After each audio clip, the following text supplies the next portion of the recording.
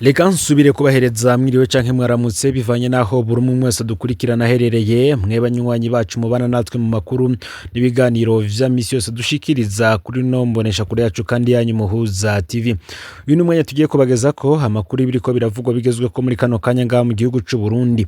Akaba ari amakuru tuza kugaruka kuri vyinshi bitandukanye cane ko biriko biravugwa mu gisata ca politike be n'ibindi vyinshi biriko biravugwa ijya nino ariko hanini muri ano makuru tukaza kugaruka ku gisata c'imigenderanire y'u Burundi ndetse n'ayandi makungu. Ndabaye kaze rero muri ano makuru bivanye naho mudukurikirana muherereye mwe muri ngaha mu gihugu c'u Burundi, abari mu bihugu bigize akarere ka Afrika y'ubuseruko, abari ku mugabane wa Afrika ndetse n'abari mu makungu ya kure, mwese ndabaye kaze muri ano makuru. Ni mu gihe benshi bavuga ko ikibazo c'ibugara ry'imbibe hagati y'igihugu c'u Burundi ndetse n'igihugu c'u Rwanda vyateje uruhombo rudasanzwe, habe ku badandaza, habe ku bene gihugu basanzwe iyo Abarundi ndetse n'Abanyarwanda. Buri ruhande rwose rufise igihombo rwagize. Hari naho bishika benshi bakibuka ko hari bamwe mu bategetsi bama bacisha ibidandazwa vyabo kuri izo mbibe zugawe zo ku butaka. Abo hakavugwamwo cyane nk'urongoye igisirikare cy'u Burundi General Prime Niyongabo ndetse n'abandi bategetsi, kuko we yunguruza ikinyobwa ca Skol akivanye mu gihugu c'u Rwanda akacinjiza mu gihugu c'u Burundi ubundi akakidandaza bigahora gutyo. Bamwe bati kuba leta itiyumvira ivyo kugurura imbibe ngo bishobora kuba ari amatate hagati y'ibihugu vyompi cane ariko akaba ari amatate hagati y'abategetsi. Ivyo bikagaragarira kuko umunyarwanda aje mu Burundi bamwakira neza, n'umurundi yaje mu gihugu c'u Rwanda nawe akakirwa neza. Benshi rero babonye ko bishobora kuba harabayeho ikibazo hagati y'abanyepolitike batandukanye. Ni mu gihe igihugu c'u Rwanda cagirijwe n'igihugu c'u Burundi ko gihaye indaro kandi gitanga imyimenyerezo beri bari mu gihugu ca Republika Iharanira Rusange ya Kongo, cane harimo nka Red Tabara, ndetse baja guhungabanya umutekano w'igihugu c'u Burundi. Ni mu gihe n'igihugu c'u Rwanda naco cagiriza igihugu c'u Burundi ko naco gihaye indaro aba FDLR basize bakoze ihonyabwoko ryakorewe abatutsi mu mwaka w'igihumbi kimwe amajana 1994 mu gihugu c'u Rwanda. Rero benshi baravye ivyo bitandukanya ibihugu vyompi, benshi bariko ko n'ubundi hari bihuza ibihugu vyompi ku mico n'akaranga. Ibihugu vyompi birenda guhuza. Ni mugihe kandi no kugiye vyaronkeye intayo kwikukira ni ibihe bisa, naho kandi vyagiye birakolonizwa n'ibihugu bisa, no kuvuga igihugu c'u Budagi ndetse n'igihugu c'Ababirigi nizo vyakolonije ibi bihugu vyompi. Saho gusa bihurira kuko na kera na kare Abarundi n'Abanyarwanda baragenderanira. Tukabutsa ko kandi igihe baronswa intayo kwikukira abazungu bipfuje ko twokwikukira turi kumwe, ariko kubera ibiganiro vyabayeho ivyo ntivyakunze, hoba ku ruhande rw'Abanyarwanda ndetse no ku ruhande rw'Abarundi muri rusangi. Urundi n'u Rwanda rero turabavandimwe ntiturabansi. Ni mu gihe hamaze iminsi hakwiragizwa amajambo ku mbuga ngurukana bumenyi adahumuriza hagati y'ibihugu vyompi. Kuva mu mpera z'umwaka w'ibihumbi 2023 bamwe mu bategetsi bo mu gihugu c'u Burundi barakoresheje amajambo akarishe rimwe na rimwe arimo ibitutsi bayerekeza ku gihugu c'u Rwanda. Kuva rero habayeho igitero ca Red Tabara mu Gatumba ku ruberwa rw'u Rwanda n'u Burundi, murantuge ku rubibe rwa Republika Iharanira Rusange ya Kongo n'igihugu c'u Burundi, President Ndayishimiye yakoresheje imvugo itari imenyerewe hagati y'abakuru b'ibihugu. Mu ijambo rirangiza umwaka w'ibihumbi 2023 nibwo President Ndayishimiye yavuze ko abategetsi b'u Rwanda batagira ubuntu. Ivyo vyari mu kiganiro kandi nanone yahaye urwaruka rwo muri Kongo. President Ndayishimiye yavuze ko bagiye kubandanya urugamba kugeza abanyagihugu b'u Rwanda bikuye intwaro ibagize imfungwa. Ayo namwe majambo yatangajwe na Evariste Ndayishimiye ubwo yari Kinshasa, aho akaba hari yagiye kuba ibirori vyo kurahiza President Felix Antoine Tshisekedi mu gutwara manda yiwe igira kabiri.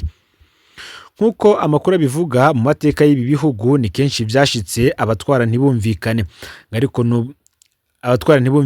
ariko bikaba vyari bibayeho n'ubwa mbere ko umukuru w'igihugu ahamagara icese itemagazwa ry'ubutegetsi bw'ikindi gihugu. Reverano Ndikuriyo nawe yavuze ku mateka y'u Burundi n'u Rwanda vyagiye birashika habaho gushamirana aha ntiyabeshe. ugiye mu nzu iranga kahise Musée National y'igihugu cy'u Rwanda Butare usanga y'ingoma yitwa Nanga Burundi. Iyo ngoma yibutsa ingwano zagiye ziraba hagati y'u Burundi n'u Rwanda mu gihe c'abami. Kera ni kenshi kandi u Rwanda ruronse umwami mushasha rwace rutegwa n'u Burundi. Urundi nabwo buronse umwami mushasha bwace butegwa n'u Rwanda. Hariho ibice vyo mu bumanuko bw'u Rwanda n'ivyo mu buraruko bw'u Burundi vyagiye birakuranwa kuba mu Burundi canke mu Rwanda kubera izo ntambara. Iyo ngoma nayo nyene bivugwa ko yagiye irahindura igihugu kitahana. Numvise ngo igeze mu Burundi bayitana nk'u Rwanda, igeze mu Rwanda ikaba Nanga Burundi. Izo ntambara zari zimeze nko gusotorana kw'abavyara bakeneye gupima ubugabo bwabo, ntabwo zaboneka nk'intambara z'abansi. Ababirigi rero ntako batagize ngo u Rwanda n'u Burundi vyikukire bafatanye, ariko abarundi n'abanyarwanda baravyanse bose. Turetse ko abarundi n'abanyarwanda biyumva nk'amahanga biravukana ariko atandukanye, n'intwaro zabo ni kenshi usanga zitabona ibintu co kimwe. Igihe twikukira Urundi bwari bufise intwaro itumvikana n'abakoroni, mu gihe mu Rwanda bo bari bafise intwaro yateguwe n'abakoroni. Harabayeho kandi guhangana kw'abaperezida batandukanye, ivyo navyo bikaba mu bihe bitandukanye. Akarorero uburero tugiye kugaruka ko hari guhangana kwabayeho hagati ya Perezida Micombero na Perezida Kayibanda. Habayeho guhangana kwa Perezida Jean Baptiste Bagaza na Perezida Juvenal Habyarimana, habaho guhangana kwa Perezida Habyarimana na Perezida Ndadaye, ndetse kandi mu nyuma haza kubaho no guhangana hagati ya Perezida Nkurunziza be na Perezida Kagame. Ibi byose kandi bikaba bifise ingene birangiramwo. Reka tubigarukeko. Reka dutangurire ku guhangana kwa Perezida Michel Micombero na Perezida Kayibanda. Urundi n'u Rwanda bimaze kwikukira, naho ni kenshi vyashitse abatwara ivyo bihugu bagacanamwo. Mu mwaka w'1969 Perezida Michel Micombero yaragiye mu Rwanda gusaba Perezida Gregoire Kayibanda ko atokwemera ko abatera Burundi baza bava mu Rwanda. Ivyo vyahuriranye nuko Perezida Kayibanda nawe yatinya ko abanyarwanda bahungiye mu Burundi bashobora kumutera. Hose barumvikanye ko atawuzotera Burundi avuye muri kimwe muri ivyo bihugu. Mu mwaka w'1972 ibintu vyarayangaye hagati y'abo bategetsi babiri. Radio y'u Rwanda na Radio y'u Burundi vyahora vyirirwa biratanga amatangazo n'inkuru zo gutukana no kwagirizanya hagati y'ivyo bihugu. Muri ONU no mwishiramo ry'ubumwe bwa Afrika, intumwa z'u Burundi n'iz'u Rwanda zahurira kwagirizanya gusa. Ivyo vyarangiye mu mwaka w'1973 Perezida Kayibanda atembagajwe na General Major Juvenal Habyarimana. Urundi ni kimwe mu bihugu vya mbere Perezida Habyarimana yagendeye, maze be na Perezida Michel Micombero barumvikana, ituze riragaruka.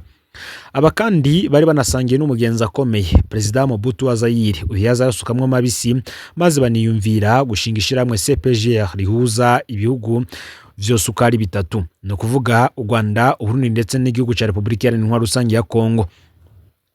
Tukabandanya kuko tumvikana kwabayeho hagati ya Perezida Bagaza na Perezida Habyarimana.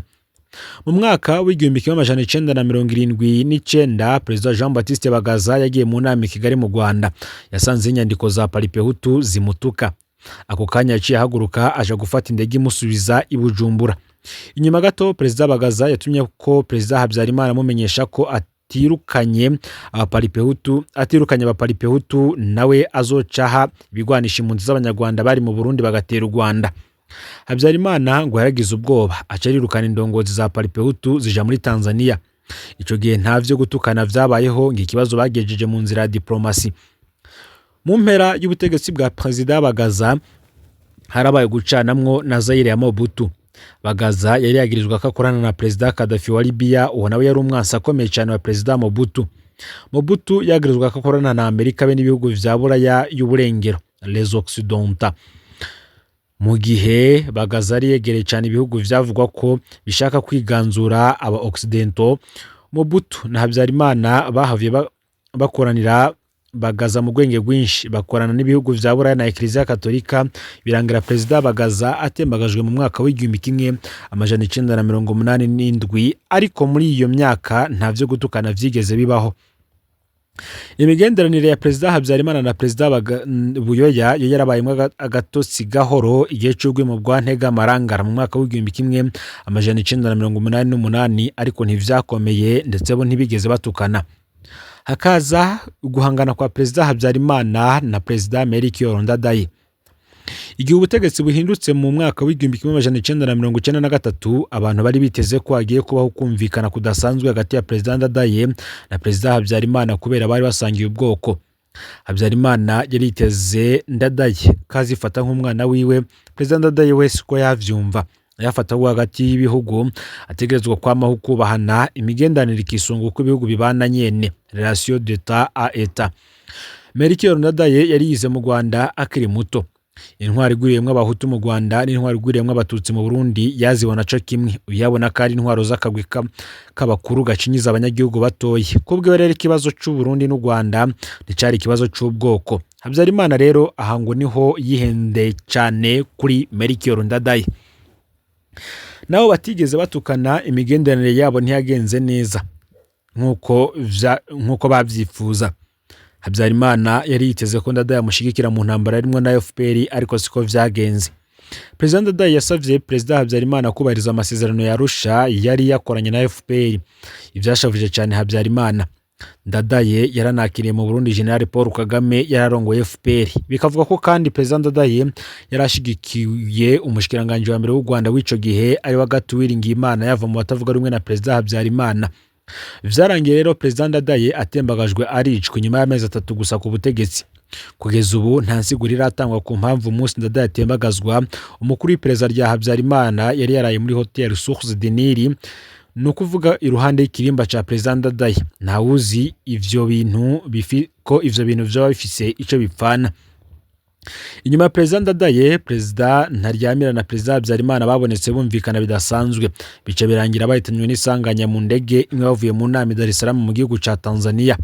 Nta ntureka zavuzwe cyane mu nyuma hagati y'abatwara u Rwanda n'abatwara u Burundi mu biringo vy'imfata kibanza. Akaza noneho ugucanamwo kwabaye vubaha kwari ukwa Perezida Nkurunziza na Perezida Paul Kagame. Mu ntango y'ubutegetsi bwa Perezida Nkurunziza, imigendanire y'u Burundi n'u Rwanda ari myiza cyane. Umukuru wa CNDD-FDD Hussein Rajab yaboneka yegereye abategetsi b'u Rwanda. Bigakekwa ko no mu matora y'umwaka wa 2005 CNDD-FDD yoba yararonse intererano ikomeye ivuye haruguru y'Akanyaru. Ariko ibintu vyagiye birahinduka gahoro gahoro, na cyane cyane bimaze kunugwanurwa ko abatwara u Burundi bakorana n'umuhari witwaje ibigwanisho wa FDLR. Mu kiringo ca gatatu ca Perezida Nkurunziza ibintu vyarayangaye. Ubutegetsi bwa Nkurunziza bwagirije u Rwanda ko rushigikiye ababugwanya, na cyane cyane u Rwanda rumaze kwakira impunzi zirimwe abo ubwo butegetsi bwashaka gupfunga no kwica. Muri ico kiringo nyene FDLR n'indi mihari ishaka gufata ubutegetsi mu Rwanda barinjiye mu kibira barakora ibitero mu Rwanda. Burundi niho bwatangura imvugo ituka icesa abategetsi b'u Rwanda. Mu Burundi hakama imyerekano yamiriza igihugu c'u Rwanda. Abanyarwanda batangura guhamwa mu Burundi, bamwe barafatwa barapfungwa, abandi barabugwa irengero. Uburundi bwarugaye imbibe buhana n'u Rwanda kuva mu mwaka wa 2015. Ku rwego mpuzamakungu naho nyene Urundi n'u Rwanda vyabonetse bihanganye kugeza naho waserukira Burundi muri ONU Ambasaderi Robert Shingira atangaza icese ko atabanyabwoko ryabaye mu Rwanda mu mwaka w'igihumbi kimwe amajana 1994. Ibintu vyahindutse rero Perezida Nkurunziza apfuye atarangije ikiringo ciwe mu mwaka w'ibihumbi 2020. Agahengwe kari kamaze imyaka 3 n'igice. Mu gice ca kabiri murantunge agahengwe kari kamaze imyaka 3 n'igice. Nako kandi tuzobasangiza ivyo Burundi n'u Rwanda vyamarinaniye mu myaka 3 n'igice bose kuko barafashanije bikomeye. Tuzonavuga kandi biriko biratera vyo kuri ivyo bihugu. Tuzoshimika kandi kwerekana ivyo Burundi n'u Rwanda bisangiye, ingene ivyo bihugu vyatabaranye mu bihugu bitandukanye be n'impamvu ivyo bihugu bitegerezwa kubana neza ku neza yavyo n'abanyagihugu. Nkuko benshi bama bakurikirana ibiganiro bikorerwa ku mbuga ngurukana bumenyi, abategetsi baragenda bishura bimwe mu bibazo bitandukanye cyane cyane n'ubundi bagaruka ku kibazo c'imbibe Burundi buhana n'u Rwanda. Ni kenshi umwe bamubajije yishura ko imipaka yonyene yo ku butaka ariyo yugawe mu gihe ikirere cyo kigendeka.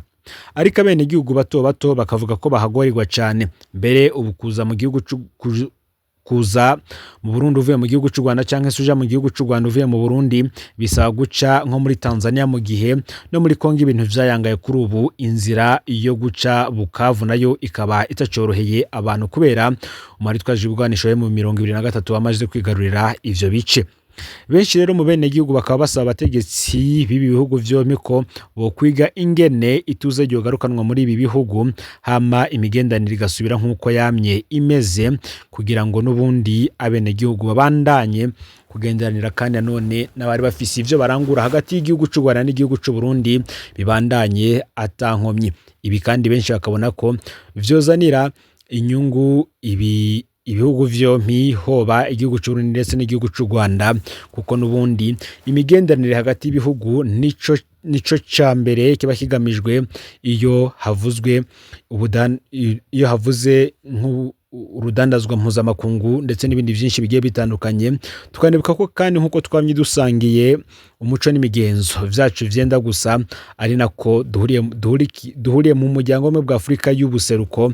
Ivyo rero abene gihugu bakavuga ko bishizwe mu ngiro, abategetsi b'Urundi bakumvikana n'abo Rwanda, ikibazo c'imbibe kikugururwa, wenda ivyo vya politike bakazobihinyanyura nyuma, vyofasha cane. Mu yandi makuru ariko aravugwa, ni vyinshi biriko biravugwa mu bisata bitandukanye cane cane biba biriko biravugwa bigezweho ngaha mu gihugu c'u Burundi. Ni mu gihe nk'uko amakuru adushikira abivuga, kuri uyu munsi igenekerezo ya 24 ukwezi kw'indwi umwaka wa 2026 hari umuryango uri kutabarizwa inyuma yo gusorwa mu nzu na musitanteri. Abatabariza uwo muryango biyamiriza inguvu za musitanteri mu gihe urubanza rwategerezwa guherera mu butungane. Uwo muryango ni w'umushingantahe Sindakira Ferdinand uba ku mutumba Muramvya, komine Muramvya, intara ya Gitega. Umusitanteri w'iyi komine Nkurunziza Eric yarayafashe ingingo yo gusohora uwo muryango mu matati bari bafitaniye n'abo bavukana.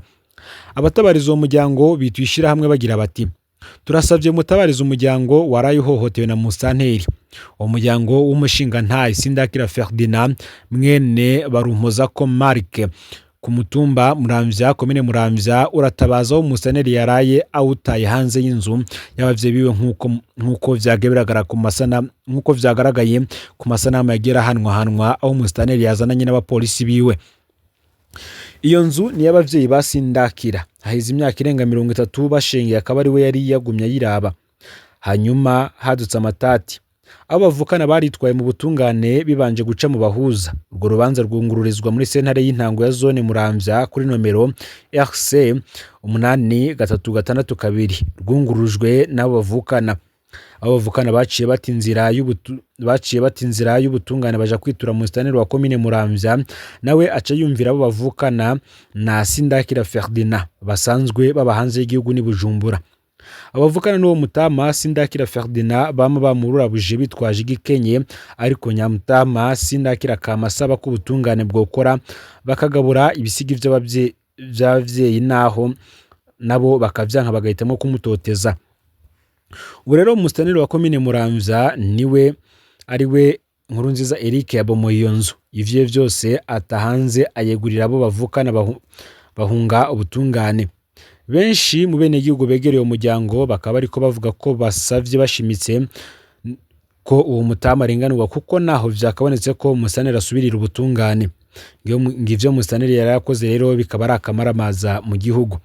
Muri make abatabariza uwo muryango ntibatahura ukuntu musitanteri yafashe iyo ngingo mu gihe atari umucamanza, bagasaba ko ayo matati y'abavukana yobandaniza imbere y'ubutungane kugira ngo uwo mutama arenganurwe nk'uko inzego z'igihugu zagiye zirashirwa ko agashirwa ko n'urwego rw'ubutungane rujejwe ivyo gutatura amatati yoba aya politike, ayo mu kibano ndetse na